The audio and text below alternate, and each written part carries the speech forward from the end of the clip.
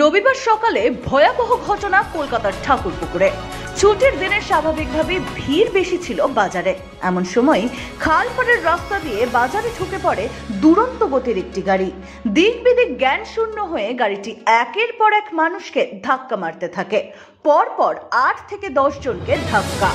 স্থানীয়দের দাবি, গাড়িটি বেপরোয়া গতিতে ঢুকে পড়ে বাজারে। এই রাস্তায় এমনি গাড়ি চলা নিষেধ, কিন্তু কিভাবে গাড়িটি ঢুকে পড়ে বাজারে উঠছে প্রশ্ন।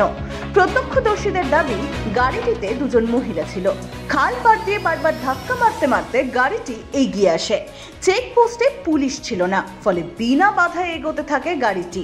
পরপর 8 থেকে 10 জনকে ধাক্কা মারে গাড়িটি। এলাকায় ব্যাপক উত্তেজনার সৃষ্টি হয়েছে।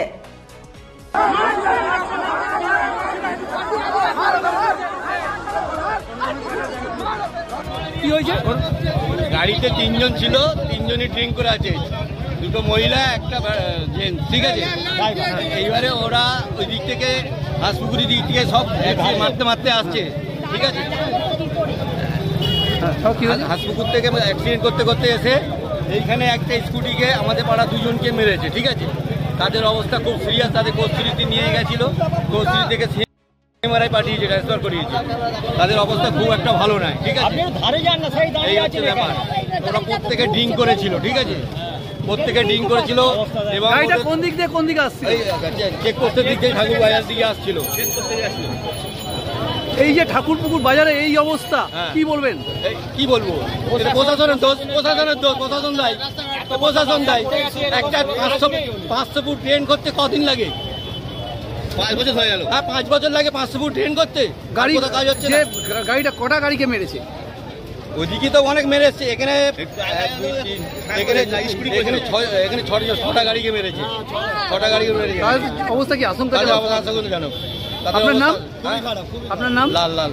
এই জায়গাটার নামটা কি? ঠাকুরপুকুর বাজার, ইউনিয়ন ব্যাংক, বনগ্রাম। ওই দিক থেকে কস্তুরী নার্সিংহোম আছে। এইখানে বেশি ইনজুরি হয়েছে, যেহেতু এইটা যেহেতু বাজার এলাকা বলে, এটা বাজার এলাকা বলে বেশি হয়েছে। এবং স্কুটিটা যেহেতু চাকায় পড়ে গেছে, নাহলে আরো মারতে মারতে যেত, ঠিক আছে। আটকে গেছে বলে লক হয়ে গেছে চাকা, নাহলে আরো। এবং 2 জনের অবস্থা খুব সিরিয়াস, সিরিয়াসে যায়, ঠিক আছে। আর এবং 2 মহিলা ছিল, একটা জেন্টস ছিল, ঠিক আছে। জেন্টসটা চালাচ্ছিল এবং টোটালি 3 জন টিম।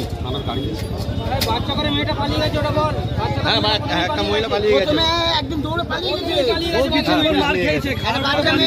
প্রথমে পালিয়ে গেছে বাজারের মুখে, আমরা ঘরে ছিলাম, মেয়েটাকে বলতে দৌড়ে পালিয়ে গেছে।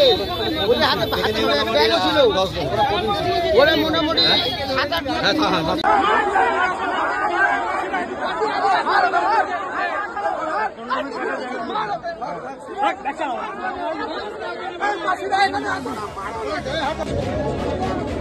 এমনি করে